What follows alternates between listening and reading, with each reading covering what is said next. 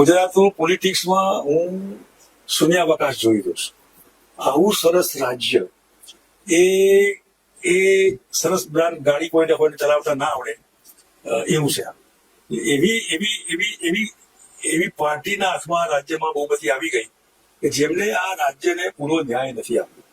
હું સીએમ હતો ત્યારે ગુજરાતને અલગ સ્ટેટ તરીકે કહેતો કે મારું આ ગુજરાત અલગ દેશ છે. મારી તુલના હું અમેરિકા અને જાપાન સાથે કરીશ. ગુજરાતે બિહાર સાથે, યુપી સાથે, મહારાષ્ટ્ર સાથે નહીં. ગુજરાત હું અમેરિકા અને સિંગાપોર એના સાથે તુલના કરવાની.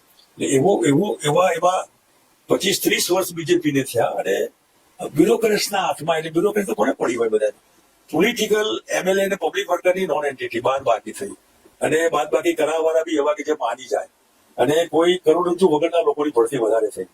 સ્વાર્થી તત્વો, ભ્રષ્ટ તત્વો, ખોટા તત્વો. અને સૌથી ખરાબી એ કે તમે ખરાબ હોય તો ત્યાં ભાઈ આવો, તમે સારા આવું ના હોય.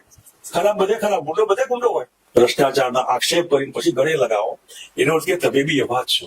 એટલે લીડરશીપ એ બિલો સ્ટેન્ડર્ડ લીડરશીપ કઈની હોય કે ઓલ ઇન્ડિયાની સિઝન પોલિટિશિયન જેને કહેવાય એનો અભાવ અને પાર્ટીનો એટલો મોટો સ્વાર્થ ન હોય. જે પાર્ટી 24 કલાક મોરારજી દેસાઈ વડાપ્રધાન હતા ત્યારે બાય ઇલેક્શનમાં પ્રચાર કરવા જતા નહોતા. અને કમસે કમ તમે વડાપ્રધાનની ખુશીને ગરિમા હોય એ તો મેન્ટેન કરવી જોઈએ.